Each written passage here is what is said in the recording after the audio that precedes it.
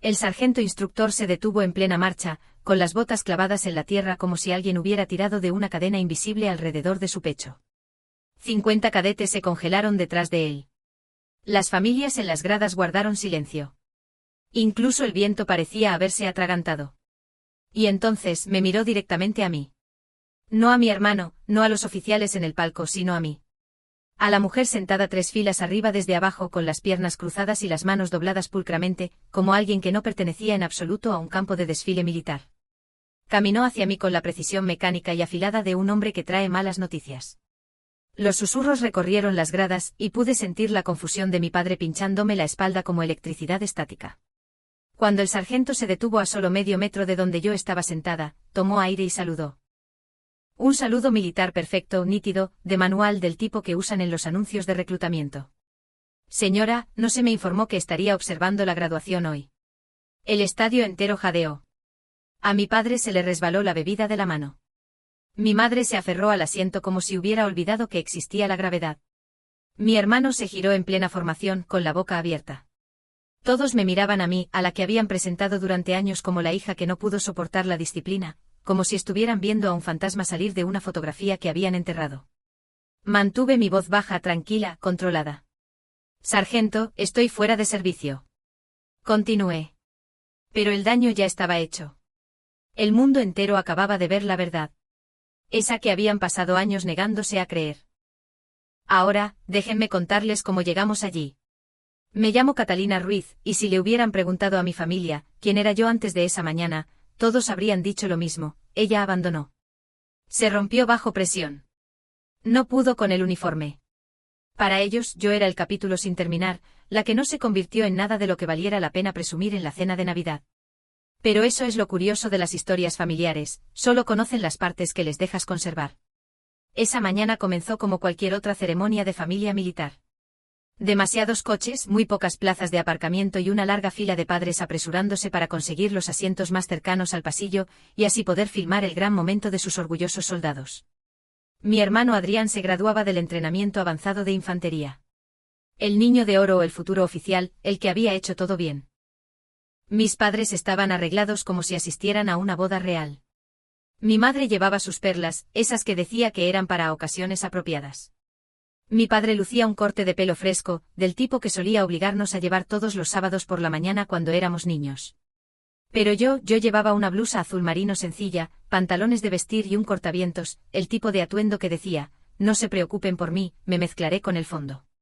Me senté sola en el extremo de una fila de las gradas, bebiendo café aguado de un vaso de poliestireno. Pensé que tal vez, solo tal vez, mi padre se sentaría a mi lado.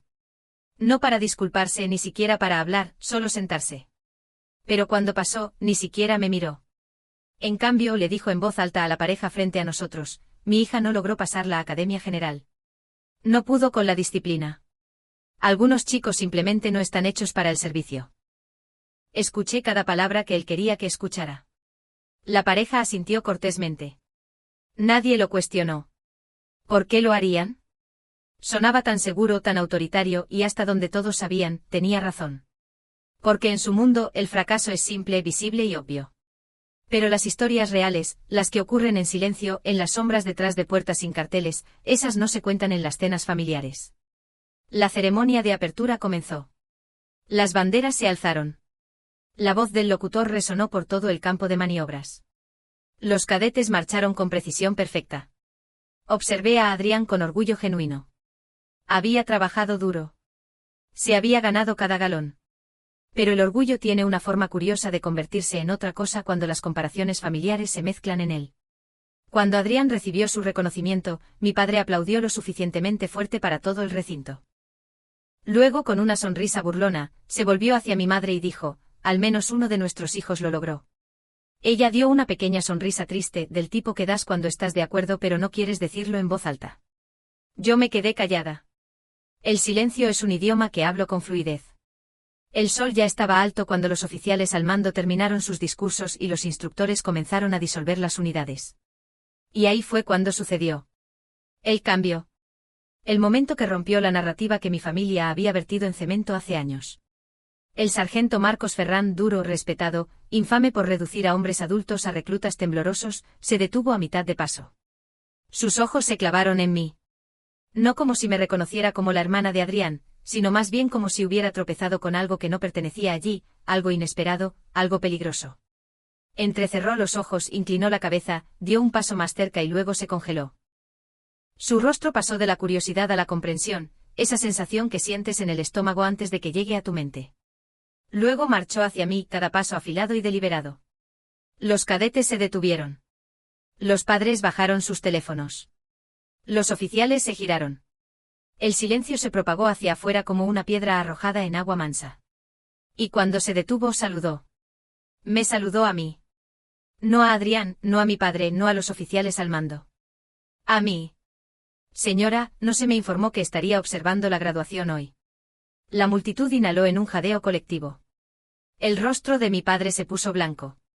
Mi madre susurró: ¿Qué? ¿Qué está pasando? Adrián simplemente miraba inmóvil. Respondí suavemente, firme como una piedra en el agua. Descansen, sargento. Estoy fuera de servicio. Continué. Él asintió, se giró con precisión mecánica y reanudó su marcha, pero la ceremonia ya estaba rota. Todos exigían ahora una respuesta que no recibirían hoy.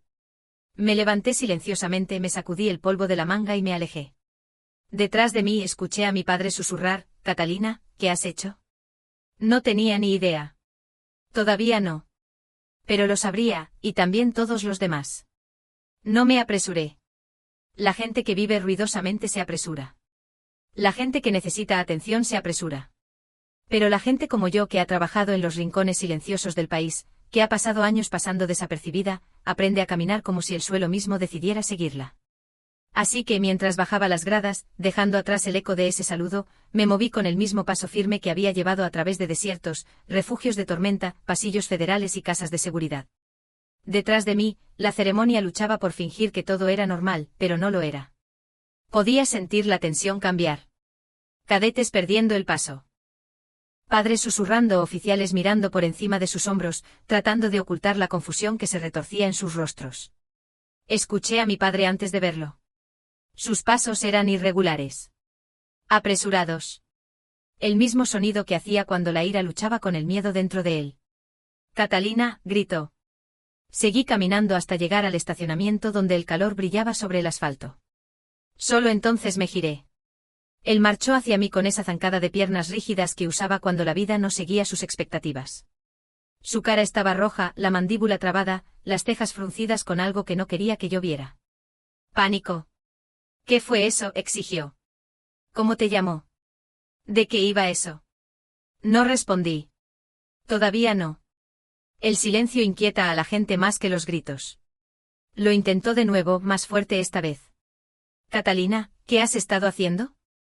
¿Qué está pasando? Mantuve mi voz tranquila. Te dije que estoy fuera de servicio. ¿Fuera de servicio?, repitió. ¿Fuera de servicio de qué? No parpadeé. No necesitas saber eso. Su boca se abrió, pero no salió nada. Parecía traicionado, ofendido, como si yo hubiera insultado personalmente los cimientos de su mundo. No juegues conmigo. Yo te crié. Merezco respuestas. No dije no las mereces. El viento llevó las palabras entre nosotros como algo afilado. Se quedó allí aturdido, tratando de reunir la autoridad que había usado conmigo toda mi infancia. Catalina, no puedes simplemente alejarte de esta conversación. Mírame hacerlo, dije, y caminé hacia mi coche. No me siguió. Al principio no. Simplemente se quedó allí con las manos flojas a los lados, mirando como si acabara de presenciar a una extraña usando la cara de su hija. Mientras salía del aparcamiento, lo capté por el espejo retrovisor, hombros caídos, pecho desinflado, su confianza resquebrajada por un solo saludo. Conduje hacia la autopista, dejando que la carretera abierta me alejara del caos. Los campos se extendían por kilómetros a ambos lados, dorados bajo el sol de mayo, salpicados de ganado y cercas oxidadas, inclinadas de la misma manera que lo hacían desde que yo era niña. Abrí la ventana. El aire cálido sabía a polvo y memoria. Me detuve en un apartadero de grava unos kilómetros más adelante, puse el coche en punto muerto y dejé que la tranquilidad me rodeara. Los pájaros charlaban en los cables. Un camión zumbaba a lo lejos. Todo era normal de nuevo, excepto que no lo era. La voz del sargento Marcos Ferrán resonaba en mi cabeza. Señora, no se me informó que estaría observando hoy. Ningún sargento instructor dice eso a menos que el protocolo le obligue a decirlo. No el protocolo de actuación, no el protocolo de desfile, sino el tipo real, el tipo que nadie en mi familia ha entendido nunca. La gente piensa que el rango se trata de galones y medallas. Pero cuanto más alto subes en las ramas silenciosas del servicio, las asignaciones no listadas, no reconocidas, de jurisdicción cruzada, menos se parece tu rango a algo que el público reconozca. Mi rango no venía con saludos en público. Venía con autorizaciones de seguridad y directivas. Venía con firmas que desaparecían segundos después de ser archivadas. Venía con el entendimiento de que la visibilidad era una responsabilidad, no un honor. El sargento Ferran había visto mi nombre en algún lugar que no debía mencionar. Tal vez en un memorando de operación conjunta clasificada. Tal vez en los registros de cadena de mando de una misión. Tal vez en antiguas directivas selladas de la división ECO que solo eran accesibles en habitaciones sin servicio de celular y cerraduras que siseaban cuando se abrían. Pero en el momento en que me vio, supo exactamente quién era yo. Y el hecho de que reaccionara al instante me dijo que algo estaba cambiando. Estaba alcanzando mi botella de agua cuando una leve vibración pulsó desde el interior del forro de mi abrigo. El dispositivo seguro cosido en la tela, tan perfectamente que pasaría cualquier inspección casual, parpadeó una vez. Un solo mensaje entrante apareció. Observación completa. Código ECO, corto, preciso. Dejé que el mensaje reposara en mi palma por un momento. Se suponía que ese sería el final de mi asignación. Tranquila, simple. Venir a la graduación, observar la unidad, evaluar a los instructores, identificar cualquier vulnerabilidad de entrenamiento que pudiera amenazar la preparación. Sin interferencia, sin contacto, sin visibilidad. Bueno, esa parte claramente había fallado. Antes de que pudiera deslizar el dispositivo de nuevo en su bolsillo oculto, mi teléfono personal vibró contra la consola. El identificador de llamadas decía, mamá.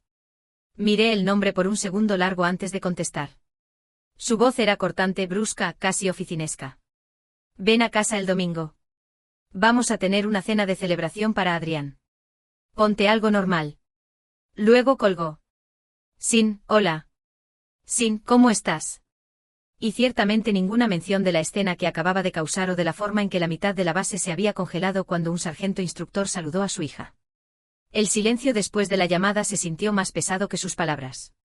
Me recosté en el asiento mirando el tramo de carretera del que acababa de venir. El mundo que había intentado mantener separado mi vida en silencio y servicio se había estrellado directamente contra la vida que mi familia creía entender. Dos líneas temporales colisionando. Arranqué el coche y me dirigí de vuelta hacia la ciudad. Pero todo el camino seguí escuchando la voz de mi padre desde las gradas, su risa fuerte, sus palabras burlonas. No logró pasar la academia, no pudo manejar la disciplina. Es curioso cómo funciona eso. Querían una hija con una historia limpia y sencilla. Lo que obtuvieron fue una hija cuya historia vivía en archivos sellados. Para cuando llegué a los límites de la ciudad, una cosa estaba clara, ninguna cantidad de silencio podría deshacer lo que sucedió hoy. Y las personas que una vez me despreciaron estaban a punto de aprender exactamente en quién me había convertido. No conduje directamente a casa después de salir del apartadero. En cambio tomé el camino largo, el realmente largo, por una carretera que la mayoría de los lugareños evitan porque se extiende hacia la nada, excepto postes de cercas de ganado y cielo. Necesitaba ese vacío, no para pensar realmente, sino para recordar. Porque a la gente le gusta creer que el pasado permanece enterrado a menos que alguien lo desentierre. Se equivocan. El pasado tiene pulso. Respira. Y en el momento en que el sargento Ferran me saludó frente a mi familia, el mío despertó. 7 años es mucho tiempo para desaparecer. 7 años es más tiempo cuando tu familia cree que te fuiste porque no podías manejar la estructura, la disciplina o las expectativas. Y más largo aún cuando sabes que no te fuiste, fuiste tomada, en cierto modo. Elegida, redirigida, reclutada. La mayoría de la gente asume que el reclutamiento federal es glamoroso, cartas dobladas, lenguaje elegante, un apretón de manos sobre un escritorio de caoba. Eso es televisión. El reclutamiento real se ve diferente. Comienza con un error, o lo que parece uno. El mío ocurrió a los 19 años. Me congelé durante un simulacro nocturno. Un ejercicio de entrenamiento estúpido y simple que se sintió de vida o muerte porque a esa edad todo se siente así. Mis pulmones se bloquearon, mis rodillas cedieron. No podía moverme ni aunque la tierra hubiera prometido dejar de girar para mí. A la mañana siguiente mi oficial al mando me dijo que yo era material civil. Toda la sala se rió. Ese momento se convirtió en el titular familiar. Catalina Ruiz se rompió bajo presión. Catalina renunció. Catalina se alejó del uniforme que claramente no podía manejar. Pero esa era la historia superficial. La historia real comenzó una semana después, cuando una mujer con voz cortante y sin nombre en su placa me llamó a una oficina administrativa vacía en el campus. Me hizo 2 preguntas: ¿cuánto tiempo estuviste congelada? Y ¿en qué pensabas mientras estabas atrapada? Nunca nadie me había preguntado eso. No tenía una buena respuesta. Pero lo que fuera que dije debió significar algo, porque al día siguiente recibí un documento estampado con un sello en relieve que nunca había visto antes, un acuerdo de confidencialidad más grueso que la Biblia y una oferta para entrenar en otro lugar. No militar, no civil y definitivamente no público. Lo primero que nos enseñaron fue el silencio. Lo segundo que nos enseñaron fue cómo hacer que el silencio fuera útil. División Eco lo llamaban, aunque ese no era su nombre real, solo el único que admitían. Un programa híbrido de defensa civil diseñado para situaciones donde los uniformes empeoraban las cosas. Éramos las personas que no llevaban nada, no reclamaban nada, no pertenecían a nada, pero tenían responsabilidades lo suficientemente pesadas como para hundir barcos. Sin parches de unidad, sin cintas, sin ceremonias de graduación, solo trabajo y consecuencias. Las misiones no eran dramáticas. Eran silenciosas, del tipo que nunca lees en los periódicos porque el objetivo era prevenir los titulares, no hacerlos. Aprendí idiomas de la manera en que algunas personas aprenden pasatiempos. Cambié el color de mi pelo tan a menudo que apenas parecía mío. Dormí en habitaciones sin ventanas. Observé a personas que no sabían que yo existía. Y eventualmente se me confiaron cosas que nunca podrían decirse en voz alta. No fui valiente. Fui útil. Hay una diferencia. Y la utilidad viene con cicatrices. Una se asienta justo encima de mi omóplato derecho. Fina, pálida, casi elegante. Un recordatorio de la misión a la que más tarde nos referimos como la noche de las coordenadas desaparecidas. Una misión que salió mal de 8 maneras diferentes, todas antes del amanecer. Una misión donde aprendí que puedes sangrar en silencio de la misma manera que haces todo lo demás en las sombras. A los 26 dirigía pequeñas unidades. A los 28 escribía las estrategias para ellas. A los 30 estaba integrada en la coordinación entre ramas, un lugar donde los uniformes y los civiles se difuminan en un solo organismo de trabajo. No existe una sola fotografía mía durante esos años. Ni un solo documento con mi nombre completo escrito correctamente. Ni un solo reconocimiento público de nada de lo que hice. Y ese era el punto. Pero cada elección tiene un costo y el mío fue alto. Mi familia nunca supo a dónde fui. Asumieron lo peor y nunca los corregí. Entonces mi hermano se unió al ejército y observé desde la distancia, al principio, cómo construía la vida que querían para él. Rango, reconocimiento, elogios. Observé cómo mi padre presumía de él por toda la ciudad, cómo llamaba a Adrián fuerte, disciplinado, confiable, todo lo que pensaba que yo no era. No envidiaba a Adrián. Solo esperaba que alguien estuviera orgulloso de él sin usarme a mí como el punto de referencia del fracaso. El año pasado, dejé las operaciones de campo permanentemente. Los años habían dejado surcos en mí, no físicamente, sino en formas que los veteranos a menudo entienden mejor que nadie. El agotamiento no se trata de músculos. Se trata del peso de las cosas que no puedes decir en voz alta. Me trasladaron a estrategia a tiempo completo. El tipo de trabajo de El Mapa antes de los movimientos, donde te sientas en una habitación tranquila con 6 pantallas y decides qué decisiones evitan desastres y cuáles simplemente los posponen. Y entonces el mes pasado, me entregaron un sobre de asignación, delgado, sin marcas, simple. Dentro había una sola hoja: observación. Unidad Fuerte San Fernando. Nada más. Esa unidad resultó ser la de mi hermano. Cuando llegué esta mañana, esperaba una tarea simple: observar a los instructores, evaluar la disciplina, valorar la cohesión de la unidad. Trabajo tranquilo, trabajo rápido, del tipo que nadie notaría. Pero en el momento en que el sargento Ferrán me vio, supe que el trabajo había cambiado. No porque saludara, aunque eso por sí solo plantearía preguntas en toda la base. Sino porque el reconocimiento reflejado en sus ojos era algo más profundo, algo de hace años, algo que no me di cuenta de que me había seguido hasta aquí. Ese tipo de reconocimiento vive en archivos sellados, reuniones en el último piso, páginas de cadena de mando que nadie más ve, lo que significaba que todo lo que esperaba mantener separado: mi servicio, mi pasado, mi silencio, había colisionado con mi familia de la manera más pública posible. Mientras conducía a casa desde el apartadero de grava, con el cielo cambiando del azul del mediodía al oro polvoriento, supe que algo había comenzado. No trabajo de eco, no asignaciones federales, algo más personal. Me había oscurecido durante años. Pero después de esta mañana, las sombras estaban saliendo a la luz, quisiera o no. Conduje a casa más despacio de lo habitual, en parte porque las carreteras de nuestro pueblo nunca fueron hechas para la velocidad, y en parte porque sabía lo que me esperaba. No peligro, no deber, algo más difícil, familia. Y el tipo de reunión familiar donde entras preparándote para el impacto, donde cada palabra, cada mirada, cada gesto tiene historia detrás. Historia afilada e inconclusa. Para cuando entré en el camino de entrada de mis padres, el sol estaba bajando detrás de los viejos nogales, proyectando largas sombras a través del cemento agrietado. Esa entrada había estado agrietada desde que yo tenía 8 años.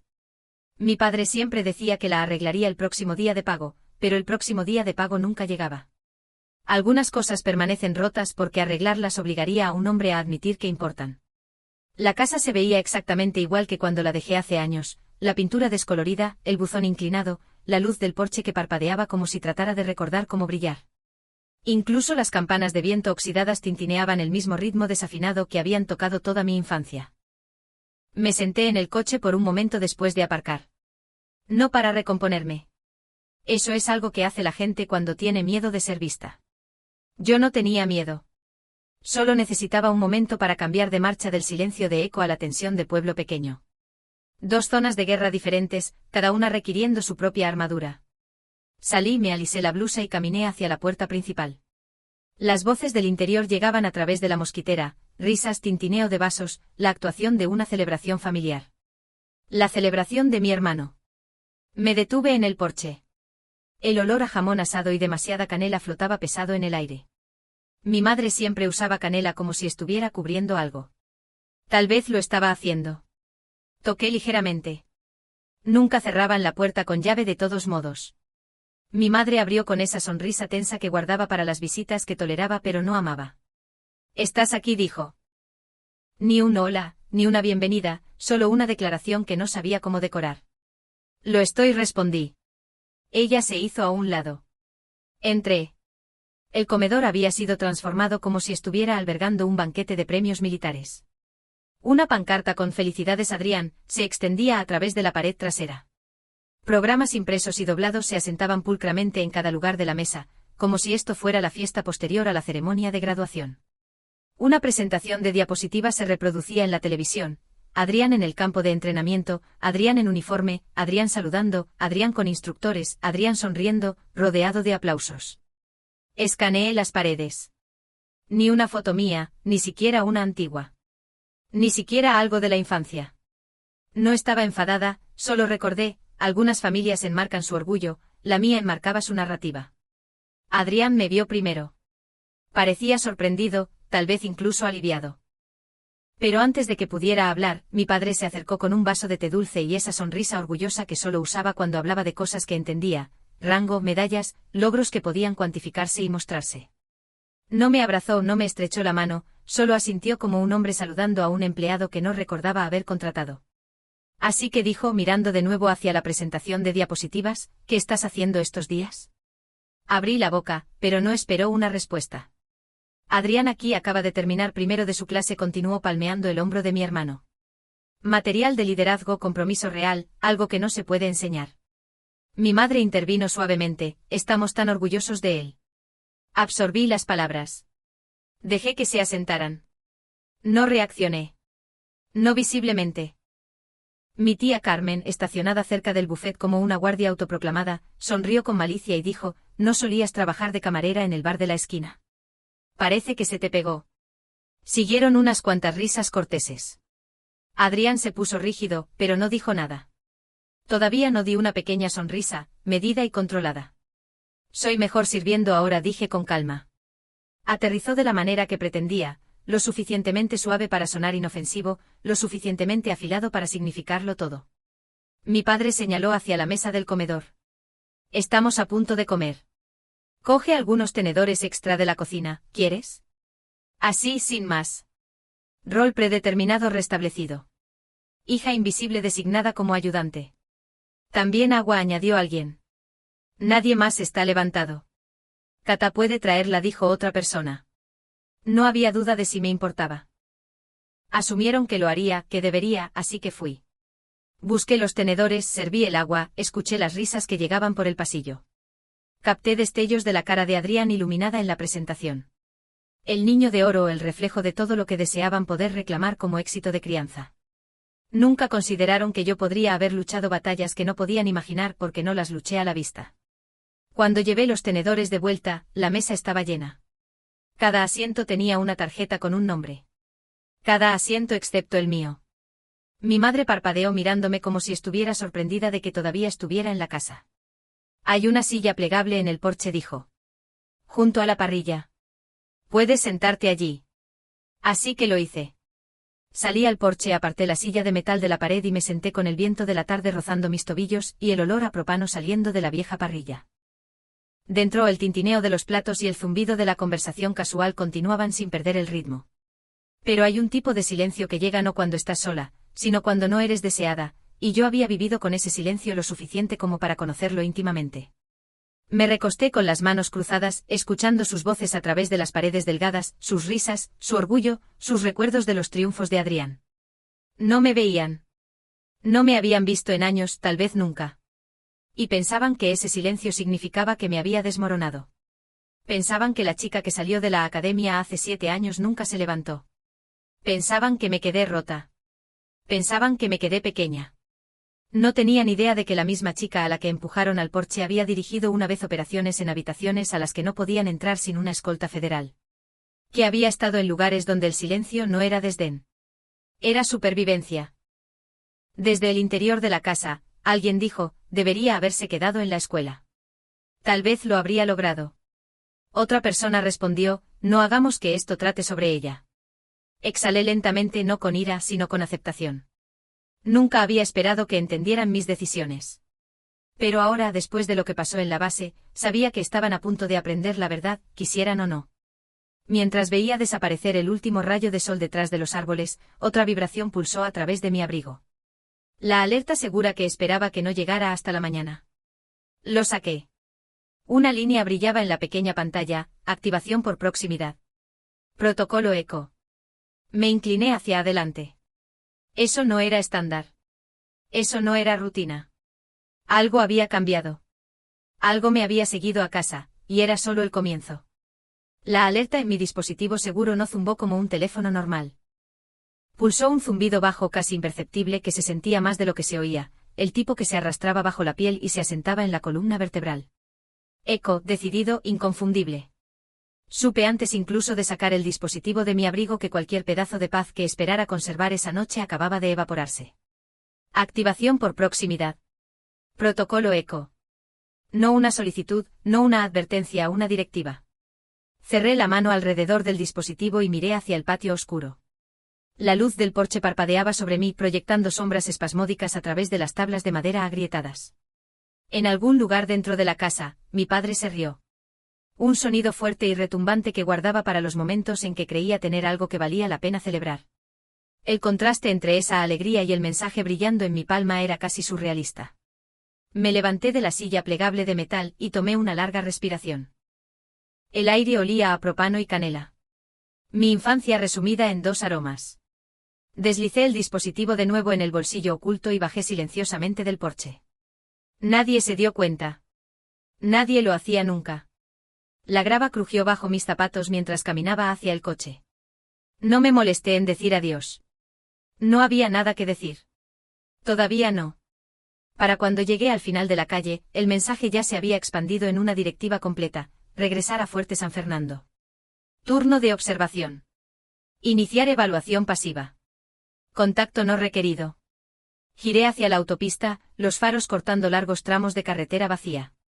El cielo se había vuelto de un azul profundo, casi negro, con estrellas dispersas irregularmente. Mantuve ambas manos en el volante, mi mente ya cambiando al modo operativo. Las emociones de la cena, la humillación, el desdén, todo se desvaneció a medida que la memoria muscular mental de años en eco tomaba el control. Este era terreno familiar. La misión primero, todo lo demás después. La entrada a Fuerte San Fernando estaba tranquila cuando me acerqué. Los turnos de noche siempre lo eran. Los guardias en la puerta no me miraron 2 veces. Los civiles iban y venían con la suficiente frecuencia como para que nadie preguntara por qué alguien llegaría a casi las 10 de la noche. Mi tarjeta de autorización, guardada cuidadosamente dentro de mi chaqueta, llevaba un código de serie que nadie en su nivel podía descifrar. Esa era la naturaleza de Echo. Eras visible e invisible a la vez, dependiendo de quién estuviera mirando. Aparqué en el lote lejano, no porque necesitara esconderme, sino porque el hábito es más profundo que la comodidad. El aire nocturno era más fresco aquí. El viento del desierto rozaba mi blusa, tirando de las puntas de mi cabello.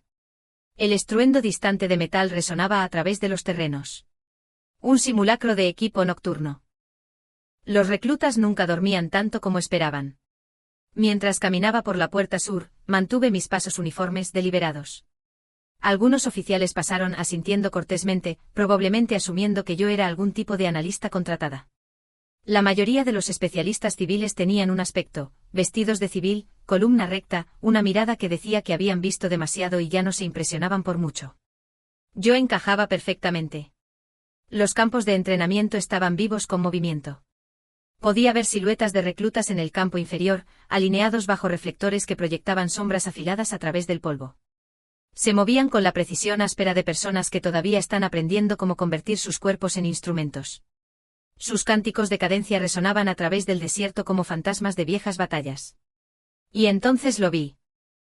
El sargento Marcos Ferrán, instructor infame, un hombre conocido por romper a los reclutas y volverlos a construir. Estaba caminando a lo largo de la formación, ladrando órdenes con una voz que podría comandar al viento si éste tuviera ganas de escuchar. Sus botas golpeaban el suelo con el tipo de ritmo que se grababa en la memoria. Pero a mitad de paso se detuvo. No abruptamente, más como una máquina apagándose en el momento exacto en que una señal extraña interrumpe el circuito. Su cabeza giró lenta, deliberadamente, los ojos entrecerrándose mientras escaneaban las gradas. Directamente hacia mí. Incluso bajo las luces duras, pude ver el momento en que el reconocimiento lo golpeó. Fue como ver una tormenta rodar a través de un cielo despejado en un instante. Su postura cambió, los hombros se tensaron, las botas giraron, y luego marchó hacia mí agudo, preciso, una línea de fuerza cortando a través de los simulacros de la mañana. Los reclutas guardaron silencio. Los instructores dejaron de gritar. Incluso los reflectores parecían zumbar más bajo. Cuando se detuvo a medio metro de mí, no habló de inmediato. Se puso en posición de firmes, el pecho subiendo con respiraciones controladas. Y luego, con el tipo de disciplina que inculcan a los soldados desde el primer día, saludó. Comandante Ruiz. Señora, no se me informó que estaría observando esta noche. Mi respiración no cambió. Mi cara no se movió. Me había estado preparando para ese tono toda mi vida adulta. Aunque nunca en un lugar como este. Nunca con tantos ojos mirando. Nunca con una familia a solo un pueblo de distancia que creía que no podía manejar la disciplina. Estoy fuera de servicio, dije uniformemente. No es necesario el anuncio. Continúe según lo ordenado. Bajó el saludo inmediatamente. Sí, señora. Se giró con precisión nítida y caminó de regreso hacia la formación, pero los simulacros no se reanudaron de inmediato. El silencio se mantuvo. Los reclutas se movieron con incertidumbre. Los instructores intercambiaron miradas. Los susurros se deslizaron por la línea como un incendio forestal. ¿Quién es ella? Es la hermana de Adrián. ¿Por qué la llamó comandante? ¿Qué tipo de comandante no lleva uniforme? Me quedé donde estaba, con las manos entrelazadas relajadamente, mi expresión ilegible. Había pasado demasiado tiempo en las sombras como para inmutarme por estar expuesta. Si acaso, la exposición se sentía atrasada. Observé cómo la unidad de Adrián intentaba volver al ritmo, pero sus movimientos eran irregulares. El propio Adrián estaba cerca del frente con la barbilla levantada, postura rígida, pero sus ojos seguían parpadeando hacia mí. Confusión, rabia, traición. Una docena de emociones colisionaron dentro de él, ninguna lista para ser desempacada. No me quedé mucho tiempo. 15 minutos como máximo. El tiempo suficiente para que los susurros se convirtieran en rumores, para que los oficiales enviaran miradas curiosas entre sí. Para que la base sintiera el temblor de una verdad que no podía identificar del todo. Cuando finalmente di un paso atrás hacia la puerta, el aire se sentía más pesado, cargado. Sabía lo que pasaría a continuación. Las firmas de Echo no pasaban desapercibidas. Se sacarían archivos. Se susurrarían investigaciones. Y mi hermano, que había crecido creyendo que yo abandoné todo, ahora enfrentaría la pregunta que nunca pensó en hacer: ¿quién era yo realmente? Al llegar a mi coche, el cielo nocturno se extendía interminablemente sobre mí. Y en su quietud, sentí el peso de la historia de la que había huido durante años, finalmente alcanzándome. Esto ya no se trataba solo de un saludo. Se trataba de que la verdad volvía a casa. No fui a casa de inmediato después de dejar la base. En cambio, aparqué en el lote de una gasolinera iluminada por una sola luz fluorescente zumbante y me senté allí con el motor apagado, las llaves todavía en el encendido, las manos descansando en el volante. La noche a mi alrededor estaba tranquila, pero era el tipo de tranquilidad que aguanta la respiración, el tipo que espera. Algunos momentos en la vida se sienten como intersecciones. Sabes que dar cualquier paso adelante, atrás o hacia los lados redirigirá todo. Esta noche se sentía así. El saludo había agrietado la superficie. El regreso a la base la había ensanchado. Y ahora la verdad estaba subiendo a través de las fallas. No importaba cuánto hubiera intentado enterrarla una vez. Mi teléfono vibró, el normal, no el dispositivo seguro. Un mensaje de texto de Adrián. ¿Dónde estás? Miré la pantalla por un segundo largo. Nunca me había enviado un mensaje de texto primero en su vida. Ni una sola vez. Escribí de vuelta 2 palabras: afuera. Frente. 10 minutos después, su camioneta se detuvo junto a mi coche. Salió con el uniforme todavía puesto, las botas cubiertas de polvo, el cabello apelmazado por las horas de simulacros que había estado liderando y siguiendo. El recluta brillante que solía ser se había afilado en algo más firme, más maduro. Pero esta noche, toda esa certeza se había agrietado. Su cara era una tormenta de preguntas. Caminó hacia mi ventana, vaciló, luego abrió la puerta del pasajero y entró sin preguntar. Cerró la puerta silenciosamente, demasiado silenciosamente. Durante un largo momento, no me miró. Simplemente respiró lento, desigual, como si tratara de estabilizarse antes de saltar a un agua de la que no conocía la profundidad. Finalmente dijo: ¿qué fue eso? Su voz no estaba enfadada. Estaba herida. Nos dijiste que abandonaste, dijo. Dejaste que lo creyeran. Dejaste que yo lo creyera durante años. Mantuve mis manos cruzadas en mi regazo. ¿Habrías creído alguna otra cosa? Me miró y realmente me miró. Sus ojos estaban rojos alrededor de los bordes, no por llorar, sino por la tensión de contener 100 preguntas a la vez. Merezco la verdad, dijo. Mereces estar a salvo, respondí. Sacudió la cabeza. Katá, eso no explica por qué un sargento instructor te saludó como si estuviera reportándose al Pentágono. Eso no explica nada. No, dije suavemente. Pero es donde comienza la explicación. Se recostó en el asiento, mirando el letrero de la gasolinera parpadeando sobre los surtidores. Podía ver que estaba reviviendo cada historia que nuestro padre había contado sobre mí. Cada broma, cada puñalada, cada comparación. Pensé que renunciaste, susurró. Lo sé. Pensé que no podías manejarlo. Lo sé. Y todo este tiempo fuiste. ¿Qué? ¿CIA? ¿Inteligencia militar? ¿Alguna cosa de operaciones encubiertas? ¿Qué eres, Katá? Por un momento, no hablé. Revelar incluso una fracción de mi pasado se sentía como pelar una armadura que había soldado a mi piel. Serví, dije finalmente, solo que no de la manera que tú lo hiciste. Esa no es una respuesta. Es la única que puedo dar. El silencio se asentó de nuevo, pero esta vez no era pesado. Era inquisitivo. Se pasó una mano por la cara. ¿Por qué no me lo dijiste? Soy tu hermano. Te habría creído. ¿Crees eso?, dije gentilmente. Pero creciste en su casa. Creciste escuchando su versión de mí. Creciste creyendo sus definiciones de fuerza. Apretó la mandíbula. No discutió. No podía. Me volví hacia él. Adrián, si te hubiera dicho la verdad, aunque fuera una pizca, te habría puesto en peligro. Hay archivos que no tienes autorización para ver. Misiones que no se supone que sepas que existieron. Y no es porque seas débil. Es porque la gente que sobrevive a este tipo de trabajo sobrevive porque nadie sabe sus nombres. Y tú eres una de ellos, susurró. No asentí. No sonreí. Tampoco lo negué. Simplemente dejé que el silencio fuera la confirmación. Exhaló temblorosamente. Todos esos años papá dijo que eras una decepción. Lo permitiste. Él necesitaba una historia, dije. Y yo necesitaba silencio. Pero te humilló. Sobreviví a cosas peores. Tragó saliva. ¿Lo sabe mamá? No. ¿Se lo dirás? No. Asintió lentamente, entendiendo aunque doliera. Entonces, ¿qué se supone que debo hacer? ¿Cómo se supone que voy a fingir que no vi a un sargento tratarte como a su oficial superior? No se supone que debas fingir, dije. Se supone que debes seguir haciendo tu trabajo. Sirve de la manera para la que fuiste destinado, y déjame seguir sirviendo de la manera que yo fui. Miró sus manos, manos firmes, callosas y disciplinadas. Toda mi vida, dijo, quise ser como tú. Eso me tomó por sorpresa. Fuiste valiente primero, continuó. Cuando dejaste la academia, pensé que renunciaste. Pero ahora estoy pensando que entraste en algo que el resto de nosotros ni siquiera podíamos imaginar. No respondí. No sabía cómo. Luego se volvió hacia mí completamente, la pregunta formándose en su expresión antes de que la dijera en voz alta. ¿Qué pasó realmente en aquel entonces?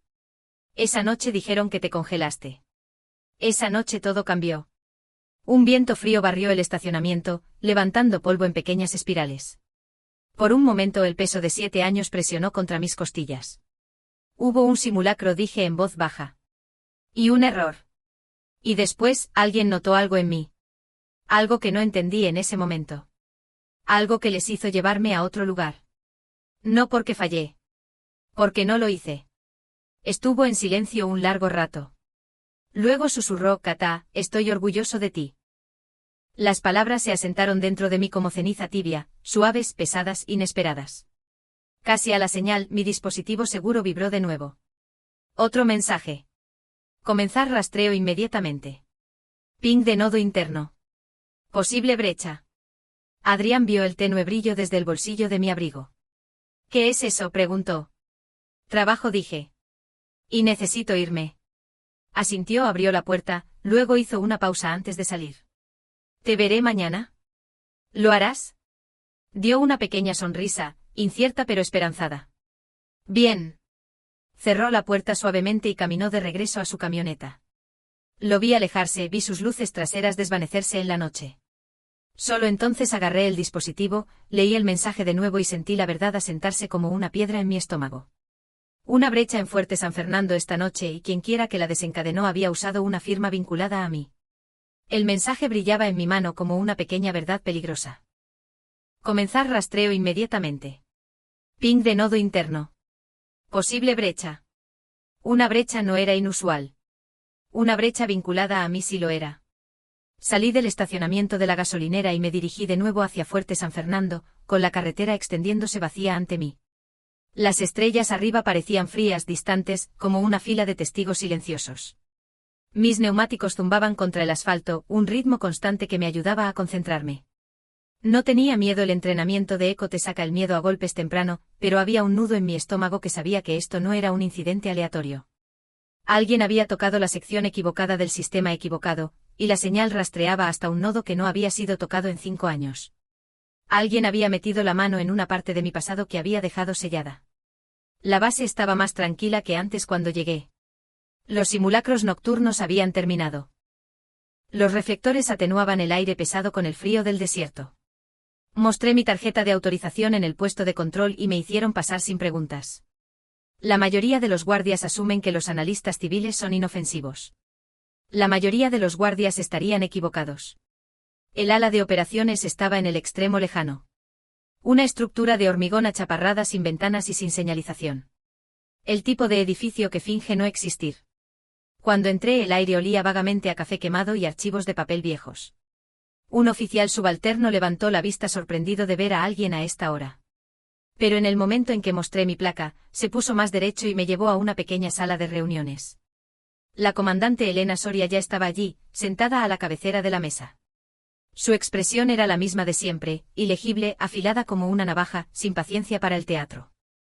El tipo de mujer cuyo silencio podía cortar el acero. Deslizó una tableta de datos a través de la mesa hacia mí. Comandante Ruiz, dijo. Rastreamos la activación. Su tono no era acusatorio. Era peor, clínico. Me senté, mis dedos rozando la tableta. Fuente: Barracones de Fuerte San Fernando. Firma Proxy Civil. Activó una alerta de supervisión de Eco. Por supuesto que lo hizo. Porque la firma proxy no era aleatoria. Era mía. Soria me observó de cerca. ¿Hay algo que quieras decirme antes de proceder? No dije, pero te contaré todo después. Ella asintió, tocando la tableta. La pantalla se iluminó con líneas de código desplazándose y marcas de tiempo. Este no fue un actor hostil, dijo. Acceso accidental. Alguien tropezó con algo que no debería haber tocado. Las palabras golpearon más fuerte de lo esperado.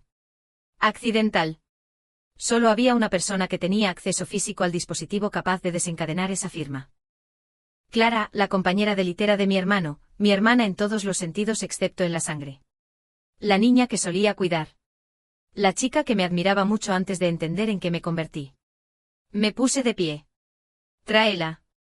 Cuando Clara entró en la habitación unos minutos más tarde, se veía exactamente como una cadete modelo, columna recta, uniforme impecable, mandíbula tensa. Pero sus ojos. Sus ojos contaban la historia real. Miedo, confusión, vergüenza y debajo de todo, una especie de curiosidad desesperada. Se sentó cuando hice un gesto. Sus manos temblaban ligeramente mientras las juntaba. No quise hacerlo, dijo inmediatamente. Juro que ni siquiera sabía qué era. Encontré algo en la bolsa que me diste el año pasado, levanté una mano suavemente. No estás siendo castigada. Tragó saliva. Pero la alerta. Por eso estás aquí, dije. No porque estés en problemas. Sino porque tocaste algo que no entendías. Miró la unidad de acero que coloqué sobre la mesa. ¿Qué es? Un nodo federal, dije. Un punto de entrada a las operaciones de ECO. Sus cejas se fruncieron. ¿ECO? ¿Te refieres a los rumores de la base? ¿La división fantasma? Casi sonreí. Algo así. Giré la unidad en mi palma. No provocaste una brecha, Clara.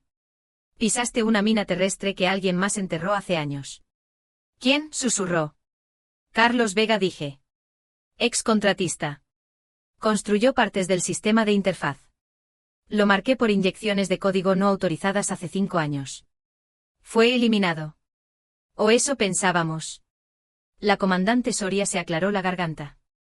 Creemos que escondió scripts inactivos dentro de los servidores de respaldo. Trampas. Cuando tu hermana accedió a la unidad, los activó. El rostro de Clara palideció. Entonces yo hice esto. No, dije firmemente. Él hizo esto. Tú solo descubriste lo que dejó atrás. Ella asintió lentamente, procesando. ¿Qué pasa ahora? Ayudas a arreglarlo, dije. Conmigo, parpadeó. Yo ayudarte a ti. Tocaste el nodo. Viste los registros. Y eres lo suficientemente inteligente como para aprender rápido. Suavicé mi voz. No quiero que seas castigada. Quiero que crezcas. Algo cambió en su expresión. Un pequeño parpadeo de orgullo, de creencia. Durante la siguiente hora, revisamos los pings de acceso, rastreamos las firmas falsas e identificamos la ubicación exacta donde las trampas de Vega se habían incrustado. Clara trabajó a mi lado con la intensidad de alguien tratando de reescribir su propia historia. El sargento Ferran estaba detrás de nosotras en silencio, con los brazos cruzados, respetando la gravedad de la situación. Cuando finalmente acorralamos el rastro del código de Vega, la habitación se sintió eléctrica. El tribunal se reunió a la tarde siguiente. Se sentía más juzgado que cámara militar, paneles de madera, filas de sillas, el aire denso con tensión no dicha. Vega estaba detrás del podio con ropa de civil, sosteniendo un informe impreso. Calmado, engreído. Me acusó de falsificar registros en una antigua operación. Señaló líneas redactadas. Habló como un hombre actuando para un jurado que creía poder manipular. Entonces el sargento Ferran reprodujo la grabación de audio que yo había olvidado que existía. Mi voz de 5 años antes, clara como el cristal, alto el fuego. Posible presencia civil. Esperen confirmación de reconocimiento. El silencio se tragó la habitación. Entonces Clara se puso de pie, con las manos temblando pero la voz firme, y presentó el registro de acceso que Vega había activado bajo una identificación falsa tratando de reescribir la historia. Por primera vez en años, vi la verdad moverse como una fuerza. Sin gritos, sin discusiones, solo evidencia y coraje de una joven cadete que quería hacer lo correcto. El tribunal me absolvió sin dudarlo, mi autorización restaurada, mi expediente intacto. Pero algo importaba más. Clara salió de la habitación con la cabeza alta. Esa noche, mientras el sol se hundía detrás de la base, me encontró cerca de la pista de aterrizaje. Sin medallas, sin aplausos, solo tranquilidad. Presionó una pequeña insignia plateada en mi mano, un pin de liderazgo de cadete. No quiero llevarlo, dijo. Quiero merecerlo. No hablé. Simplemente la atraje en un abrazo, sosteniéndola de la manera que debía haber hecho hace años. Más tarde en su taquilla, le dejé una sola línea escrita en papel simple: si alguna vez olvidas quién eres, empieza aquí. Mientras abordaba el jet de transporte nocturno, miré hacia atrás a la base, a las luces, al polvo, a la vida que una vez viví entre sombras. Por primera vez en años, sentí paz. No por el tribunal, no por la verdad, sino porque mi familia, mi verdadera familia, finalmente me veía. Y tal vez algún día pronto, el resto de ellos también lo haría.